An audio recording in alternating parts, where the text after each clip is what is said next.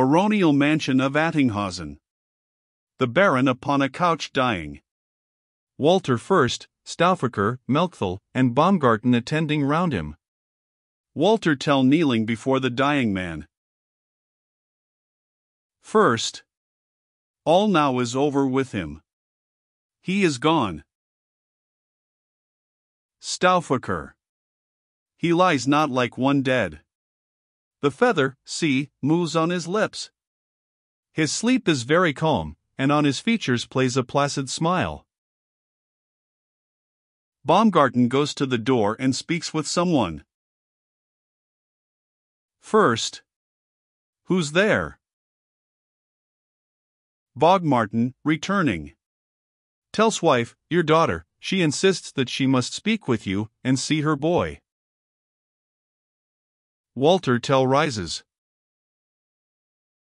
First. I who need comfort, can I comfort her? Does every sorrow center on my head? Hedwig, forcing her way in. Where is my child? Unhand me. I must see him. Stauffacher. Be calm. Reflect you're in the house of death. Hedwig, falling upon her boy's neck. My Walter. Oh, he yet is mine. Walter. Dear mother. Hedwig. And is it surely so? Art thou unhurt? Gazing at him with anxious tenderness. And is it possible he aimed at thee? How could he do it? Oh, he has no heart, and he could wing an arrow at his child. First. His soul was racked with anguish when he did it. No choice was left him, but to shoot or die. Hedwig. Oh, if he had a father's heart, he would have sooner perished by 1,000 deaths. Stauffacher. You should be grateful for God's gracious care, that ordered things so well. Hedwig. Can I forget what might have been the issue? God of heaven. Were I to live for centuries, I still should see my boy tied up, his father's mark, and still the shaft would quiver in my heart. Melchthal. You know not how the viceroy taunted him. Hedwig. Oh, ruthless heart of man! Offend his pride, and reason in his breast forsakes her seat. In his blind wrath he'll stake upon a cast a child's existence, and a mother's heart. Baumgarten. Is then your husband's fate not hard enough, that you embitter it by such reproaches? Have you no feeling for his sufferings? Hedwig, turning to him and gazing full upon him. Hast thou tears only for thy friend's distress? Say, where were you when he, my noble Tell, was bound in chains? Where was your friendship, then? The shameful wrong was done before your eyes, patient you stood, and let your friend be dragged, from your very hands. Did ever Tell act thus to you? Did he stand whining by when on your heels the viceroy's horsemen pressed, and full before you roared the storm-tossed lake? Oh, not with idle tears he showed his pity, into the boat he sprung, forgot his home, his wife, his children, and delivered thee. First. It had been madness to attempt his rescue, unarmed, and few in numbers as we were. Hedwig, casting herself upon his bosom. Oh, father, and thou, too, hast lost my Tell. The country all have lost him. All lament his loss, and, oh, how he must pine for us. Heaven keep his soul from sinking to despair. No friend's consoling voice can penetrate his dreary dungeon walls. Should befall sick. Ah!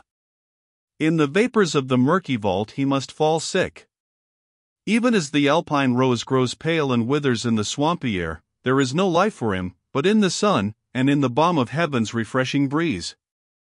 Imprisoned? Liberty to him is breath, he cannot live in the rank dungeon air. Stauffacher. pray you be calm. And, hand in hand, we'll all combine to burst his prison doors. Hedwig. Without him, what have you power to do? While Tell was free, there still, indeed, was hope. Weak innocence had still a friend, and the oppressed a stay. Tell saved you all. You cannot all combined release him from his cruel prison bonds. The Baron wakes. Baumgarten. Hush, hush. He starts. Attinghausен, sitting up. Where is he? Stauffacher. Who? Attinghausen. He leaves me, in my last moments he abandons me. Stauffacher. He means his nephew. Have they sent for him? First. He has been summoned. Cheerily, sir. Take comfort. He has found his heart at last, and is our own. Attinghausen. Say, has he spoken for his native land? Stauffacher. Aye, like a hero. Attinghausen. Wherefore comes he not, that he may take my blessing ere I die? I feel my life fast ebbing to a close. Stauffacher. Nay, talk not thus, dear sir. This last short sleep has much refreshed you, and your eye is bright. Attinghausen. Life is but pain, and even that has left me. My sufferings, like my hopes, have passed away. Observing the boy. What boy is that? First. Bless him. Oh, good my lord. He is my grandson, and is fatherless. Hedwig kneels with the boy before the dying man. Attinghausen. And fatherless I leave you all, all. Oh, wretched fate, that these old eyes should see my country's ruin, as they close in death. Must I attain the utmost verge of life, to feel my hopes go with me to the grave? Stauffacher, to first. Shall he depart mid grief and gloom like this? Shall not his parting moments be illumed by hope's delightful beams? My noble lord, raise up your drooping spirit. We are not forsaken, quite past all deliverance. Attinghausen. Who shall deliver you? First. Ourselves. For know the cantons three are to each other pledged to hunt the tyrants from the land. The league has been concluded, and the sacred oath confirms our union. Ere another year begins its circling course, the blow shall fall. In a free land your ashes shall repose. Attinghausen. The league concluded. Is it really so? Melchthal. On one day shall the cantons rise together. All is prepared to strike, and to this hour the secret closely kept, though hundreds share it. The ground is hollow neath the tyrants' feet, their days of rule are numbered, and ere long no trace of their dominion shall remain. Attinghausen. Aye, but their castles, how to master them? Melchthal. On the same day they, too, are doomed to fall. Attinghausen. And are the nobles parties to this league? Stauffacher. We trust to their assistance should we need it, as yet the peasantry alone have sworn. Attingausen, raising himself up in great astonishment. And have the peasantry dared such a deed on their own charge without their nobles' aid, relied so much on their own proper strength? Nay then, indeed, they want our help no more. We may go down to death cheered by the thought that after us the majesty of man will live, and be maintained by other hands. He lays his hand upon the head of the child, who is kneeling before him. From this boy's head, whereon the apple lay, your new and better liberty shall spring. The old is crumbling down, the times are changing, and from the ruins blooms a fairer life. Stauffacher, to first. See, what splendor streams around his eye. This is not nature's last expiring flame, it is the beam of renovated life. Attinghausen. From their old towers the nobles are descending, and swearing in the towns the civic oath. In Jutland and Thigau the work's begun, the noble Bern lifts her commanding head, and Freiburg is a stronghold of the free, the stirring Zurich calls her guilds to arms, and now, behold, the ancient might of kings is shivered against her everlasting walls. He speaks what follows with a prophetic tone, his utterance rising into enthusiasm. I see the princes and their haughty peers, clad all in steel, come striding on to crush a harmless shepherd race with mailed hand. Desperate the conflict, 'tis for life or death, and many a pass will tell to after years of glorious victories sealed in foeman's blood. 25 The peasant throws himself with naked breast, a willing victim on their serried lances. They yield, the flower of chivalry's cut down, and freedom waves her conquering banner high. Grasps the hands of Walter Fürst and Stauffacher. Hold fast together, then, forever fast. Let freedom's haunts be one in heart and mind. Set watches on your mountain-tops, that league may answer league, when comes the hour to strike. Be one, be one, be one. He falls back upon the cushion. His lifeless hands continue to grasp those of Fürst and Stauffacher, who regard him for some moments in silence, and then retire, overcome with sorrow. Meanwhile the servants have quietly pressed into the chamber, testifying different degrees of grief. Some kneel down beside him and weep on his body, while this scene is passing the castle bell tolls. Rudens, entering hurriedly. Lies he? Oh, say, can he still hear my voice? Fürst, averting his face. You are our seigneur and protector now, henceforth this castle bears another name. Rudens, gazing at the body with deep emotion. Oh, God! Is my repentance, then, too late? Could he not live some few brief moments more, to see the change that has come o'er my heart? Oh, I was deaf to his true counseling voice while yet he walked on earth. Now he is gone, gone and forever, leaving me the debt, the heavy debt I owe him undischarged. Oh, tell me, did he part in anger with me? Stauffacher. When dying he was told what you had done, and blessed the valor that inspired your words. Rudens, kneeling down beside the dead body. Yes, sacred relics of a man beloved. Thou lifeless corpse! Here, on thy death-cold hand, do I abjure all foreign ties forever? And to my country's cause devote myself. I am a Switzer, and will act as one with my whole heart and soul. Rises. Mourn for our friend, our common parent, yet be not dismayed. 'Tis not alone his lands that I inherit, his heart, his spirit have devolved on me, and my young arm shall execute the task for which his hoary age remained your debtor. Give me your hands, ye venerable fathers. Thine, Melchthal, too. Nay, do not hesitate, nor from me turn distrustfully away. Accept my plighted vow, my knightly oath. First, give him your hands, my friends. A heart like his that sees and owns its error claims our trust. Melchthal. You ever held the peasantry in scorn, what surety have we that you mean us fair? Rudens.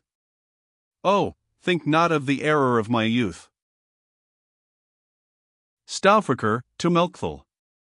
Be one. They were our father's latest words. See they be not forgotten. Take my hand, a peasant's hand, and with it, noble sir, the gauge and the assurance of a man.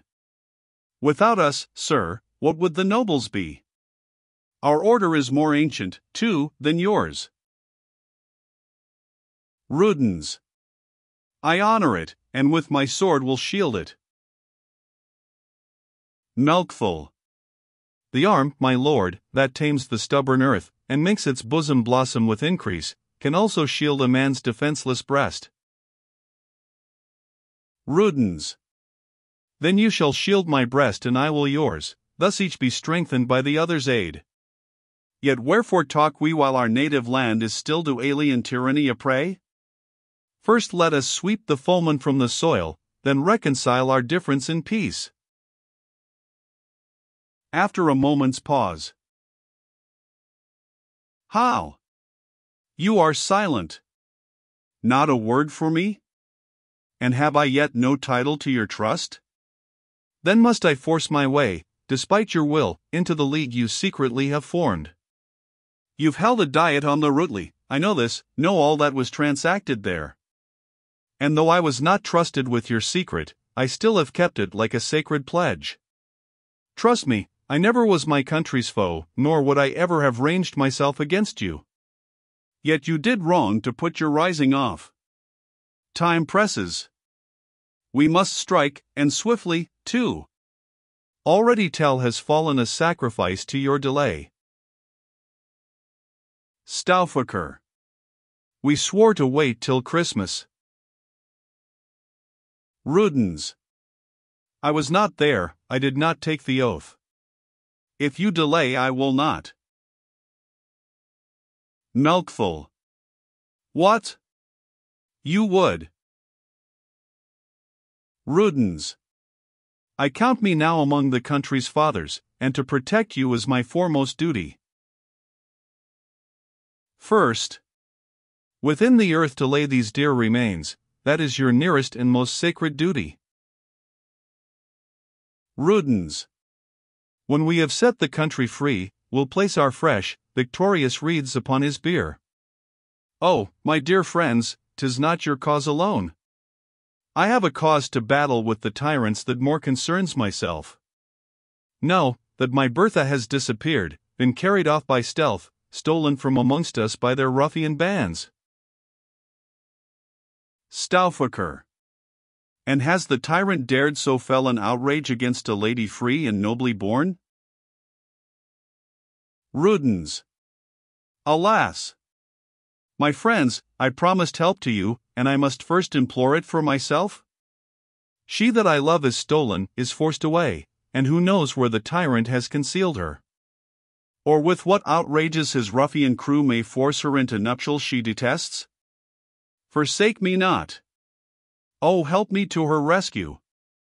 She loves you. Well, oh well, has she deserved that all should rush to arms in her behalf? Stauffacher. What course do you propose? Rudens. Alas! I know not. In the dark mystery that shrouds her fate, in the dread agony of this suspense, where I can grasp it not of certainty, one single ray of comfort beams upon me. From out the ruins of the tyrant's power alone can she be rescued from the grave. Their strongholds must be leveled. Everyone, ere we can pierce into her gloomy prison. Milkful. Come, lead us on. We follow. Why defer until tomorrow what today may do? Tell's arm was free when we at Rutli swore, this foul enormity was yet undone. And change of circumstance brings change of law. Who's such a coward as to waver still? Rudens, to Walter first. Meanwhile to arms, and wait in readiness the fiery signal on the mountain-tops. For swifter than a boat can scour the lake shall you have tidings of our victory, and when you see the welcome flames ascend, then, like the lightning, swoop upon the foe, and lay the despots and their creatures low.